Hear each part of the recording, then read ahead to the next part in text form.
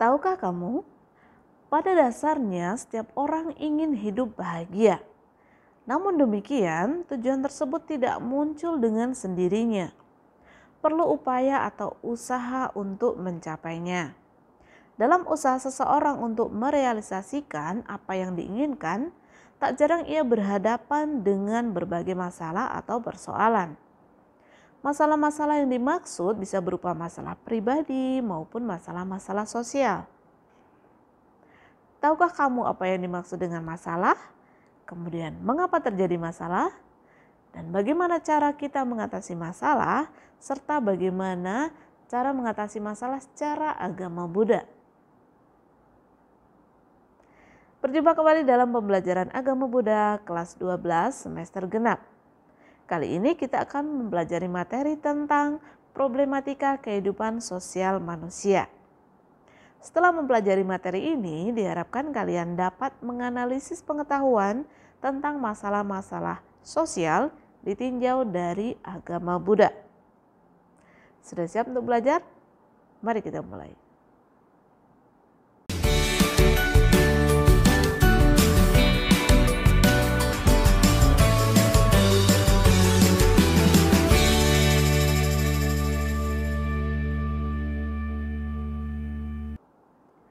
Sebelum mulai belajar, mari kita melafalkan syair penghormatan atau nama Karagata bersama-sama.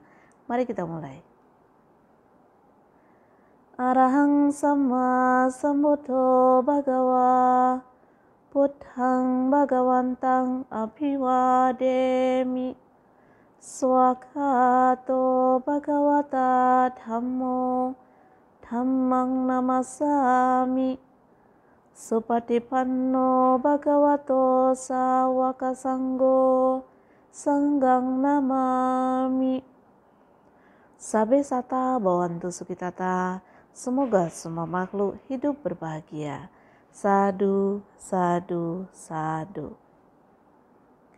Silakan dilanjutkan dengan duduk hening untuk mempersiapkan batin kita supaya lebih konsentrasi dan lebih siap dalam mempelajari materi ini.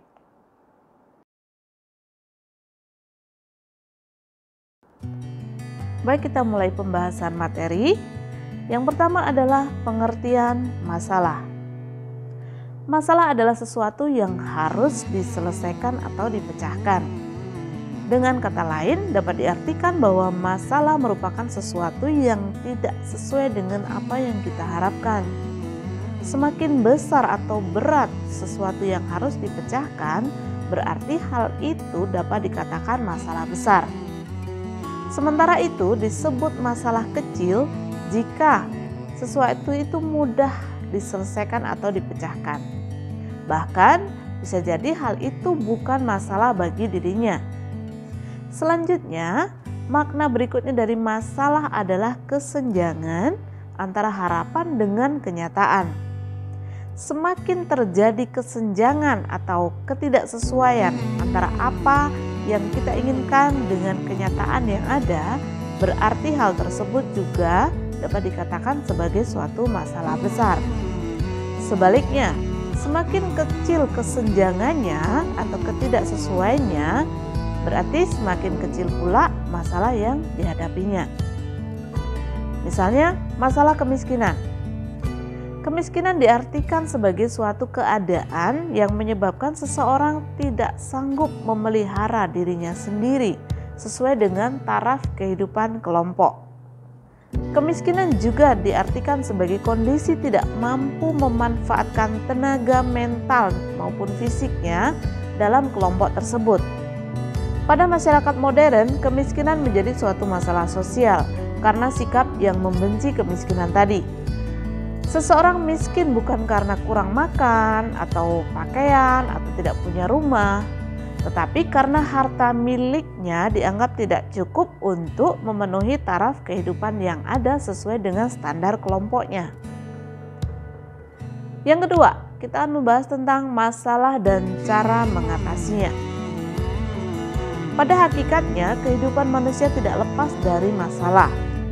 Terkait dengan hal tersebut, Buddha menguraikan ajarannya yang pertama kepada 5 pertapa yang dikenal dengan nama khotbah pemutaran roda dhamma atau Dhammacakka Pavattana Sutta. Dalam Dhammacakka Pavattana Sutta, Buddha mengajarkan tentang 4 kebenaran mulia atau Cattari Arya Sacani. Yang pertama, kebenaran mulia tentang dukkha atau dukkha Arya Saca. Yang kedua, kebenaran mulia tentang sebab dukkha atau dukkha samudaya Arya Saca. Yang ketiga, kebenaran mulia tentang terhentinya dukkha atau dukkha nirodha Arya Saca.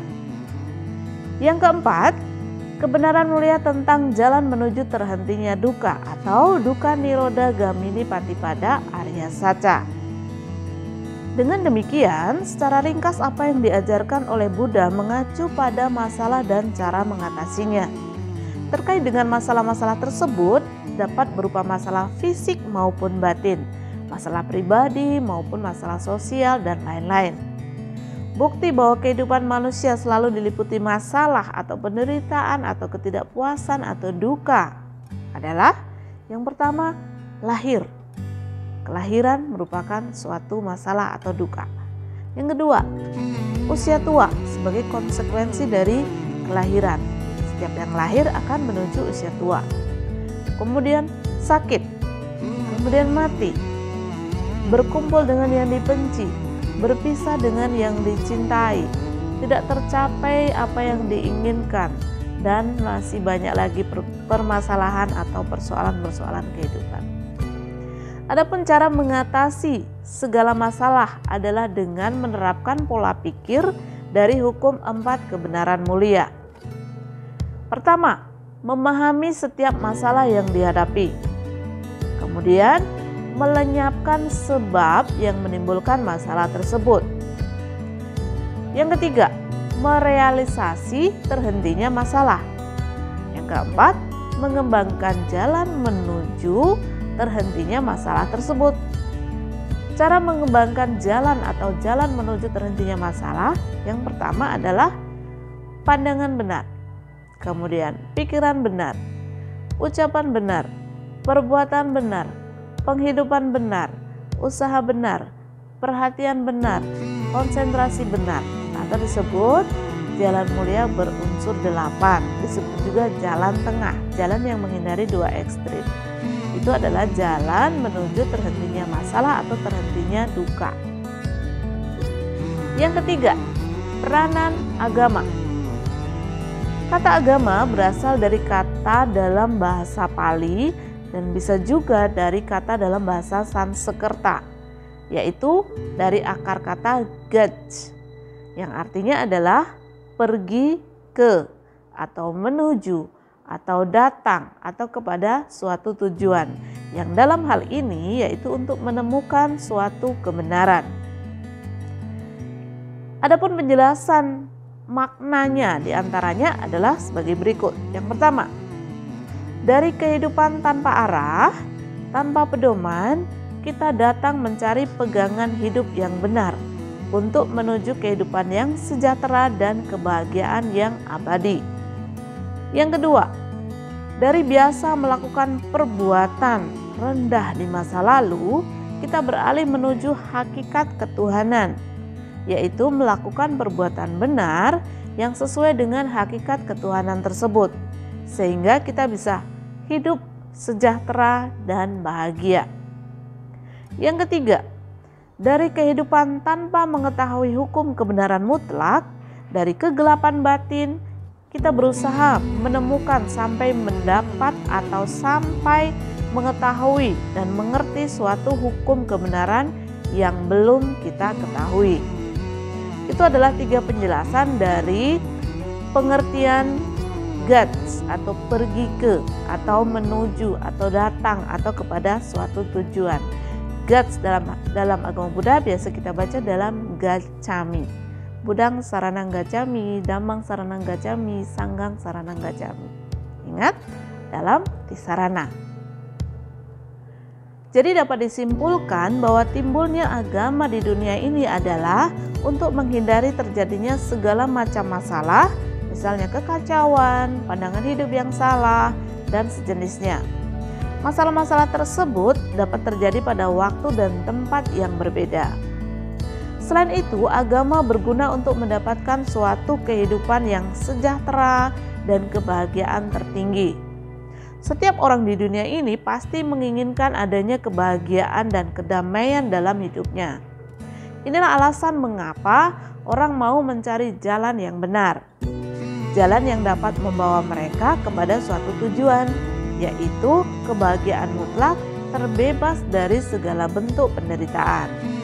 Semua agama di dunia ini muncul karena adanya alasan ini. Jika ajaran dari suatu agama tidak bisa diaplikasikan dalam kehidupan bermasyarakat, maka agama tersebut tentu tidak bisa berkembang.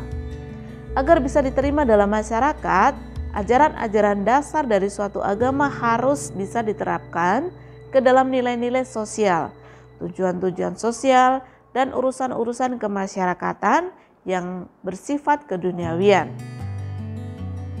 Beberapa peneliti yang membahas ajaran-ajaran Buddha telah memberikan pendapat mereka tentang hubungan antara agama Buddha dengan ilmu-ilmu kemasyarakatan. Sebagian dari mereka berpendapat bahwa agama Buddha tidak mengajarkan tentang hal-hal yang berhubungan dengan kemasyarakatan dan sebagian lagi berpendapat sebaliknya.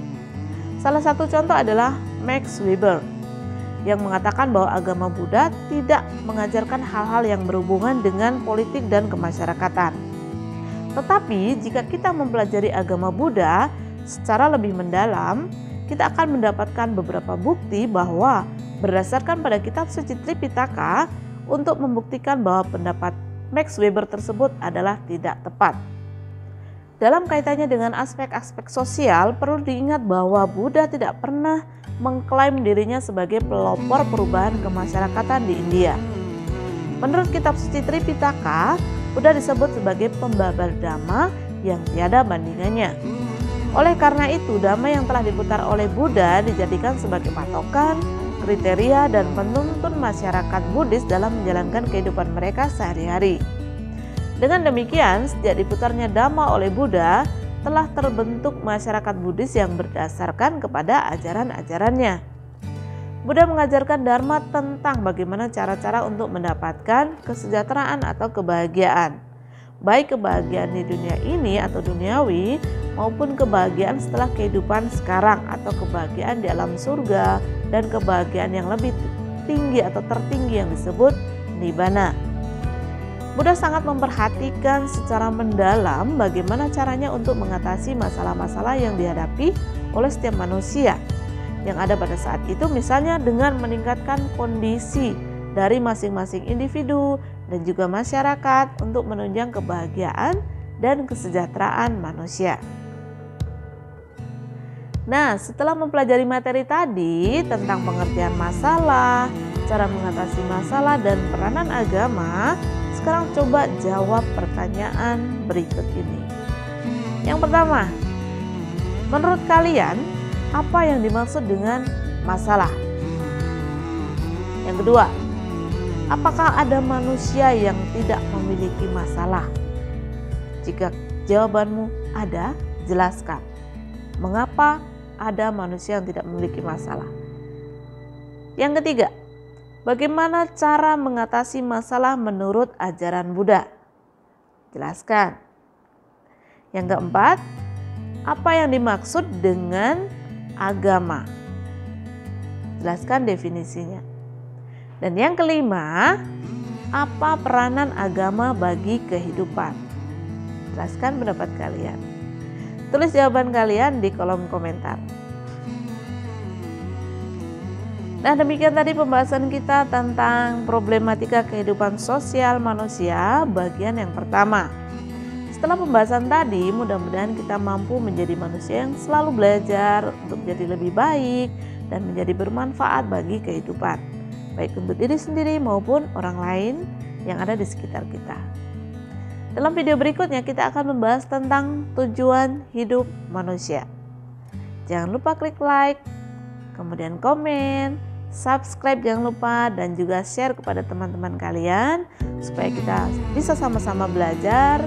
Dan semoga semua makhluk hidup berbahagia. Sabe sata bahantu sukitata. Sadu, sadu, sadu. Sugianto, Namo Buddhaya.